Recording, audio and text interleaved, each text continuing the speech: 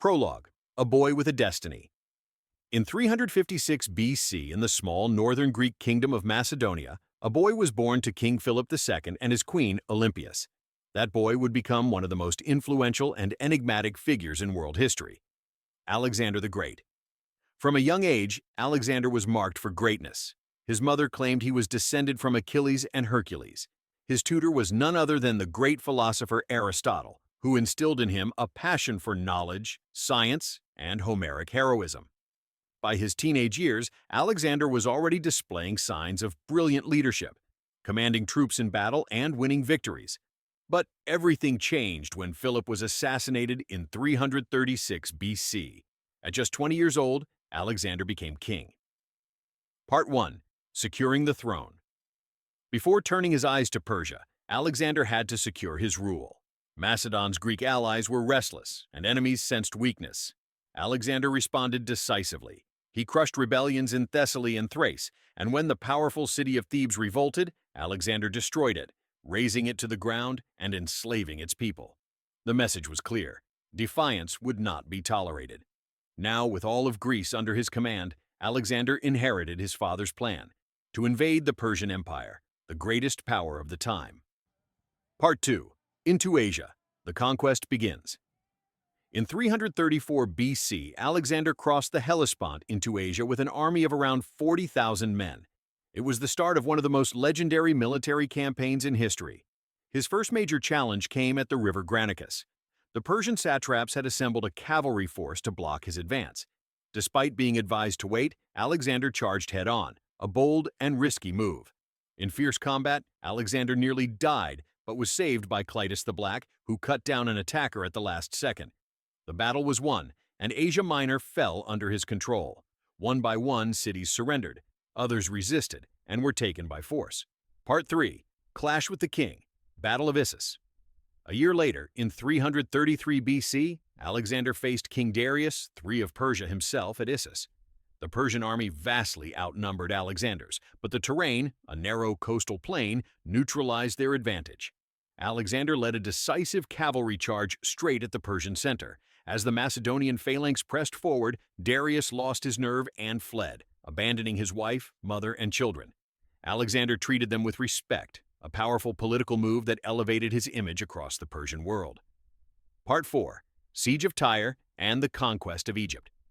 Determined to eliminate Persian naval power, Alexander turned south to Phoenicia.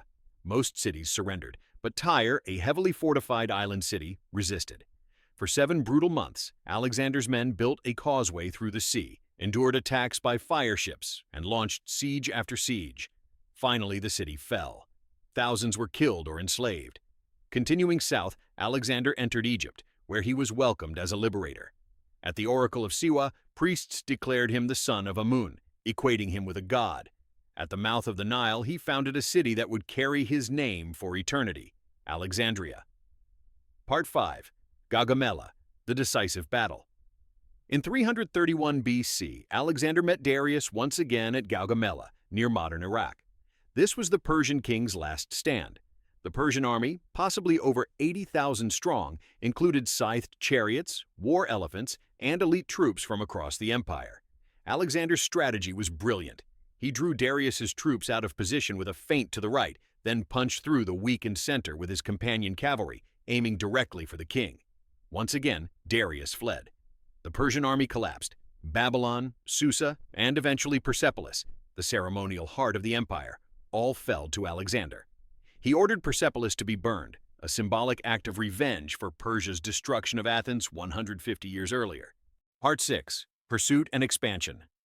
With Darius on the run, Alexander pursued him across the Persian heartlands. But before he could catch him, Darius was murdered by one of his own governors, Bessus, who tried to claim the throne for himself. Alexander had Bessus hunted down and executed. With the Persian king gone, Alexander now claimed the entire empire. But that wasn't enough. Part 7. Trouble in the East. Alexander marched further east into Bactria and Sogdia, in modern Afghanistan and Central Asia. Here, resistance was fierce. Locals rose up again and again in guerrilla warfare. To stabilize the region, Alexander adopted Persian customs, married the Bactrian noblewoman Roxana, and began presenting himself as a divine ruler. But this alienated many of his Greek and Macedonian followers. Tensions rose. In a drunken argument, Alexander killed Clytus the Black, the man who had once saved his life. He wept for days, but the damage was done. His leadership style was shifting, from warrior king to god king. Plots began to form. Alexander responded with executions. Even his historian Callisthenes died under suspicion. Part 8. India and Mutiny. In 327 BC, Alexander crossed the Hindu Kush and entered India. There, he allied with some local rulers and battled others. At the Battle of the Hydaspes, he faced King Porus, whose war elephants wreaked havoc on the Macedonian lines. It was one of Alexander's hardest-won victories, but he was so impressed by Porus that he reinstated him as ruler under his authority. Alexander wanted to go further, to the edge of the world, where Greek maps ended, but his army refused. At the River Bees, they mutinied. After years of campaigning and thousands of miles, they wanted to go home. Part 9. The long journey home, Alexander agreed to turn back. Part of his army returned by sea. The rest followed him through the Gedrosian Desert, a hellish march where thousands died of heat and thirst.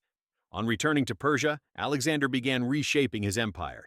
He held a mass wedding of Macedonian officers and Persian noblewomen to unite his two peoples. He paid off his soldiers' debts, appointed new governors, and trained 30,000 young Persians in Greek warfare. But old resentments flared again. In Opis, his Macedonian troops mutinied. Alexander confronted them with a fiery speech. They relented, and he embraced them once more. Part 10. Death and Legacy. In 324 BC, tragedy struck again. His best friend and closest companion, Hephaestion, died. Alexander was devastated. Some say he never recovered. A year later, while planning a campaign to Arabia, Alexander developed a sudden fever in Babylon. After days of suffering, he died. He was just 32 years old. The cause remains a mystery. Malaria, typhoid, poison? We may never know. He left no clear heir. His wife Roxana was pregnant, but his generals, the Diadochi, began tearing the empire apart almost immediately. His body, meant to be returned to Macedonia, was stolen en route and buried in Alexandria. Its final resting place is lost to history. Epilogue. The Hellenistic Age. Alexander died undefeated. In just 10 years, he carved out an empire stretching from Greece to India. His conquests ushered in the Hellenistic Age, a fusion of Greek, Persian, Egyptian, and Indian cultures. Greek became the language of science, trade, and politics across the region for centuries. His successors, Ptolemy, Seleucus, Antigonus, fought bitter wars for control. Some of their kingdoms lasted centuries, but eventually all were absorbed by the rising power of Rome. Yet Alexander's legacy endured. To some, he was a hero, a visionary who united East and West. To others, a tyrant driven by ambition and ego. But one thing is clear: few figures in history changed the world so quickly, so completely, and so irrevocably as Alexander the Great.